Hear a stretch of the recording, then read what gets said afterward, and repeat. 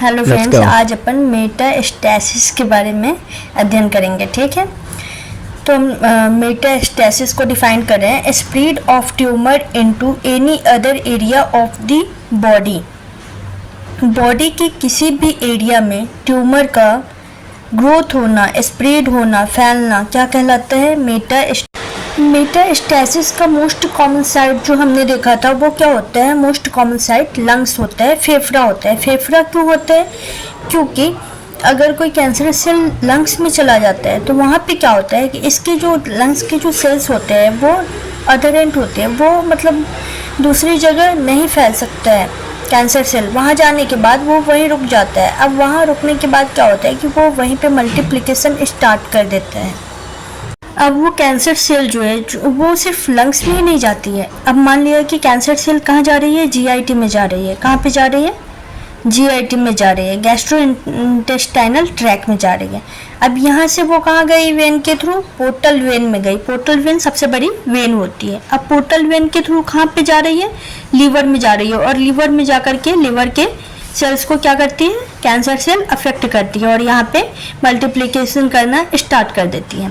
ठीक ऐसे ही अब लीवर से भाया ब्लड कहाँ पे जा रही है? ये कैंसर सेल जा रही है लंग्स में, और लंग्स से फिर कहाँ जाएगी? बोन में जाएगी, और बोन में जाकर के फिर ऐसे ही मेटास्टेसिस स्टार्ट कर देगी। मल्टीप्लिकेशन जाकर के वहाँ पे कैंसर सेल स्टार्ट कर देगी।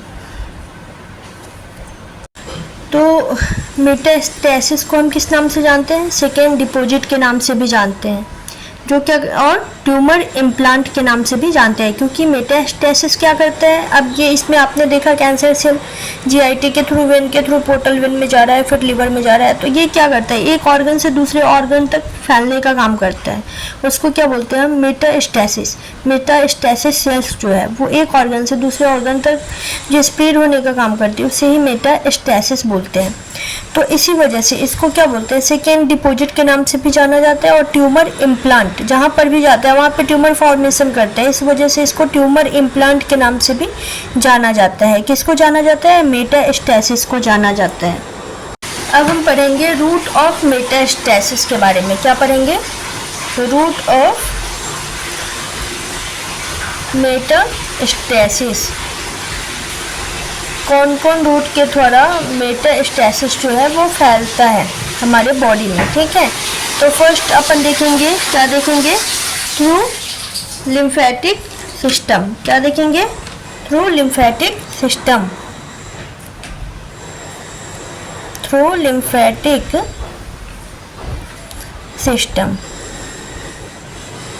लिम्फेटिक सिस्टम के थ्रू कैसे हमारे शरीर में मेटास्टेसिस फैलता है। ठीक है, तो इसमें हम आपको बताएंगे जैसे कि हार्ट के द्वारा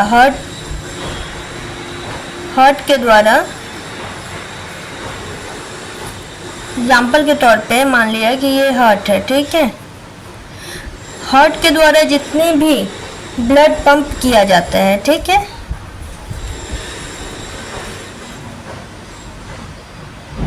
हार्ट पंप ब्लड,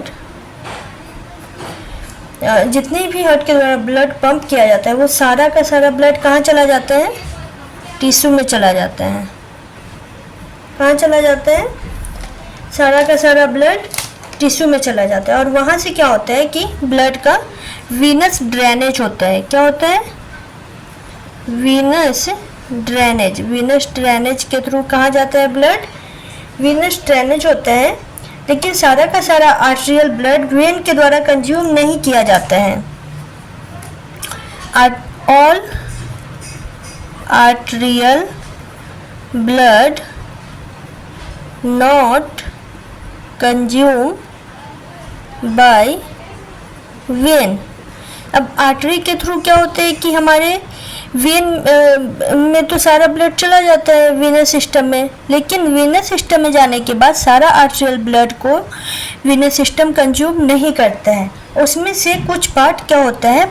बच जाता है। ठीक है, तो वो बचा हुआ जो पार्ट होता है वो कहाँ पे चला जाता है? वो इंटरस्टिशियल स्पेस में चला जाता है। एक्स्ट्रा ब्लड एक्स्ट्रा ब्लड कहाँ जाते हैं, इंटरस्टिशियल स्पेस में, ठीक है, कंज्यूम होता है। Extra blood consume by interstitial space, okay, वहीं पे पड़ा रहता है। उस फ्लूइड को ड्रेन करने का काम क्या करते हैं, अब इस फ्लूइड को ड्रेन करने का काम this extra blood drain by कौन करते हैं, लिम्फेटिक सिस्टम, ठीक है।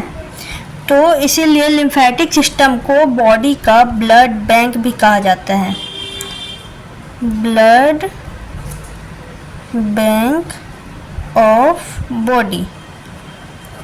क्या बोला जाता है, ब्लड बैंक ऑफ बॉडी बोला जाता है। किसको बोला जाता है, लिम्फेटिक सिस्टम को बोला जाता है, ठीक है। लिम्फेटिक सिस्टम का डायरेक्ट एक्सपोजर अब कहाँ होगा, लिम्फेटिक सिस्टम का डायरेक्ट एक्सपोजर कहाँ होता है, डायरेक्टली एक्सपोजर होता है एपिथेलियल टिश्यू में, exposure to epithelial tissue, epithelial tissue. अब एपिथेलियल टिश्यू में भी तो क्या होता है, ब्लड सप्लाई हो रहा है, एपिथेलियल टिश्यू में भी ब्लड सप्लाई हो रहा है ना। एपिथेलियल टिश्यू में अगर ब्लड सप्लाई हो रहा है तो इसके थ्रू क्या होता है कि डायरेक्ट एक्सपोजर कहाँ हो रहा है, अब एपिथेलियल टिश्यू से डायरेक्ट एक्सपोजर अब कहाँ होगा, मैलिग्नेंट सेल का। अब मैलिग्नेंट सेल एपिथेलियल टिश्यू के थ्रू कहाँ जाएगी, हमारे लिम्फेटिक सिस्टम में जाएगी, ठीक है। मैलिग्नेंट सेल जो है, मैलिग्नेंट सेल वो कहाँ जाएगी, डायरेक्ट लिम्फेटिक सिस्टम में जाएगी और लिम्फेटिक सिस्टम में जाकर के क्या करेगी, कैंसर क्रॉस करेगी। तो लिम्फेटिक सिस्टम के थ्रू हमारे शरीर में ऐसे मेटास्टेसिस होता है और फिर लिम्फेटिक सिस्टम के थ्रू जहाँ जहाँ पे फिर ब्लड जाएगी वहाँ पे फिर कैंसर से डिवाइड होकर के वहाँ कैंसर क्रॉस करेंगे। तो ये हमारा क्या है, पहला थ्रू लिम्फेटिक सिस्टम मेटास्टेसिस का फैलना है। सेकेंड क्या देखेंगे, थ्रू ब्लड। क्या देखेंगे, थ्रू ब्लड। अब थ्रू ब्लड कैसे मेटास्टेसिस फैलता है, ठीक है। अब इसमें हम देखेंगे कि लीवर में किसी तरह की क्या है, मेटास्टेसिस सेल पहुंच चुकी है। क्या, मेटास्टेसिस या फिर मैलिग्नेंट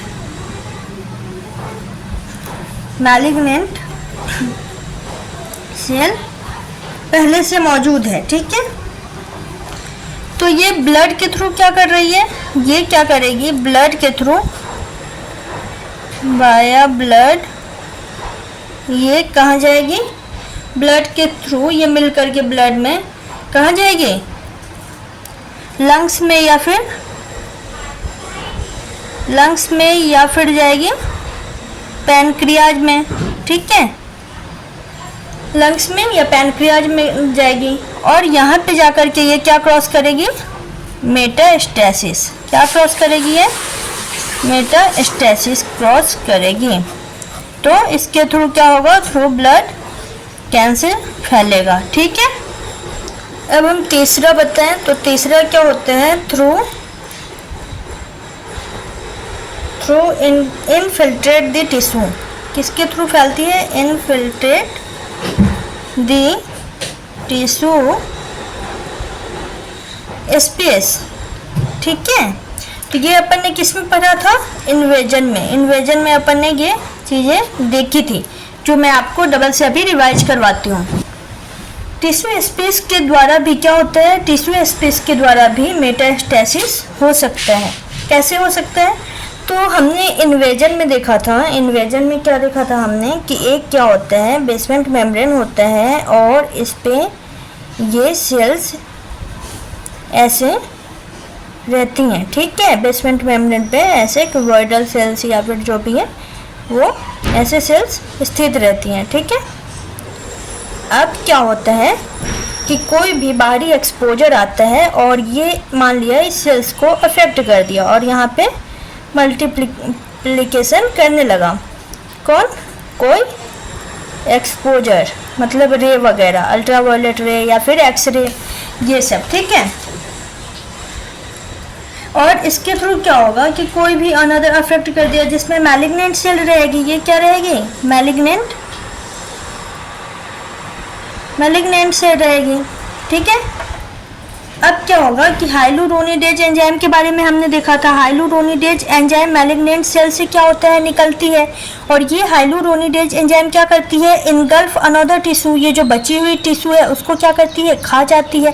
तो ये बची हुई टिश्यू को खा जाती है हाइलुरोनिडेज एंजाइम। तो क्या होता है कि यहाँ पे क्या होगा? स्पेस बन जाएगा। अब इसे खा जाएगी, टिश्यू को खा जाएगी, तो यहाँ पे जगह क्रिएट होगा ना, तो ये खाली स्पेस बन जाएगा। अब खाली स्पेस बन जाएगा तो ये मेटास्टेसिस सेल जो है, मैलिग्नेंट सेल जो है, वो यहाँ से निकल के फिर कहाँ चली जाएगी? यहाँ से निकल के ये फिर फर्दर किसी दूसरे ऑर्गन में चली जाएगी और वहाँ पे जाके फिर मैलिग्नेंट, फिर वहाँ पे क्या करेगी? कैंसर क्रॉस करेगी, वहाँ पे फिर जाके फैलेगी, ठीक है। समझ रहे हो? ऐसे अब ये दूसरे बॉडी ऑर्गन में चली जाएगी और वहाँ पे जाकर के कैंसर क्रॉस करेगी। तो टिश्यू स्पेस में इन्फिल्ट्रेशन के द्वारा भी मेटास्टेसिस हो सकता है। अब चौथा कॉज क्या देखेंगे हम? Through natural passage. क्या देखेंगे? Through natural passage. अब क्या होता है? नेचुरल तरीके से सीधे सीधे रास्ते के थ्रू चले जाना, मेटास्टेसिस सेल का नेचुरल तरीके से सीधे सीधे रास्ते के थ्रू चले जाना भी क्या कहलाता है? इसके थ्रू भी मेटास्टेसिस क्रॉस हो सकता है, ठीक है। अब जैसे एज एग्जांपल हम देखेंगे कि ये कहाँ से कहाँ जाएगा? इंटेस्टाइन से मेटास्टैटिक सेल जो है वो कहाँ जाएगा? लीवर में, ठीक है। ईसोफेगस से कहा जाएगा? लंग्स में, ठीक है। तो ऐसे नेचुरल पैसेज के थ्रू भी क्या होता है? मेटास्टेसिस स्प्रेड होती है। क्या होती है? Metastasis spread by natural passage. Okay. अब हम फिफ्थ कारण देखेंगे, वो क्या है? By inoculation transplantation. क्या? By inoculation transplantation, inoculation and transplantation. अब इसमें हम एग्जांपल के तौर में आपको बताएंगे कि जैसे कि ये एक पर्सन है, ठीक है, ये एक पर्सन है और इसके पेट में क्या हो गई? गांठ हो गई, ठीक है। क्या हो गई? ट्यूमर हो गई। क्या हो गई? ट्यूमर हो गई। अब ये कहाँ गया? ऑपरेशन थिएटर में गया। कहाँ गया? ऑपरेशन थिएटर में, ठीक है। ऑपरेशन थिएटर में जाने के बाद क्या हुआ कि सर्जन ने इसका क्या कर दिया? ऑपरेट कर दिया, ऑपरेट ट्यूमर। बट जिस भी ब्लेड वगैरह का यूज किया सर्जन ने, ठीक है, ब्लेड या नाइफ का यूज किया, तो ब्लेड या नाइफ पे क्या हुआ कि इसके जो ब्लड सेल्स हैं वो अटैच हो गए ब्लेड या नाइफ पे, थ्रू अटैच ब्लड सेल्स।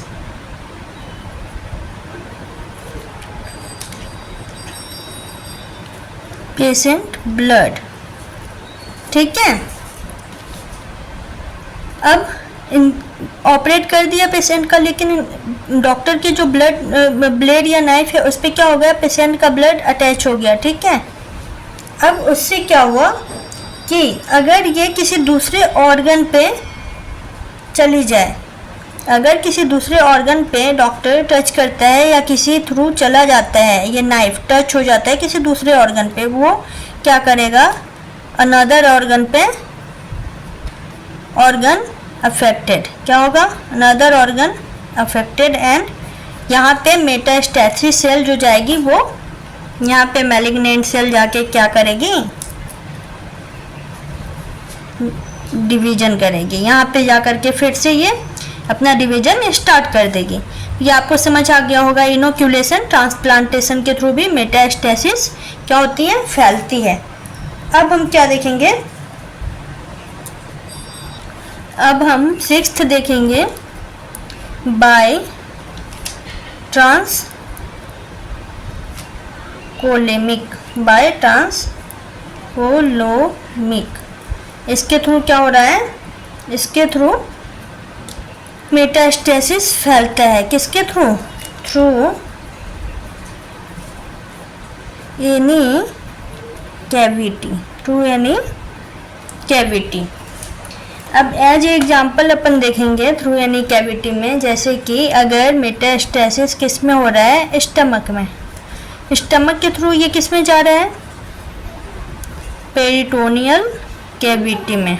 किस में गया, पेरिटोनियल कैविटी में। अब पेरिटोनियल कैविटी के थ्रू ये किस में जा रहा है, तो ये जा रहा है ओवरी में, ठीक है।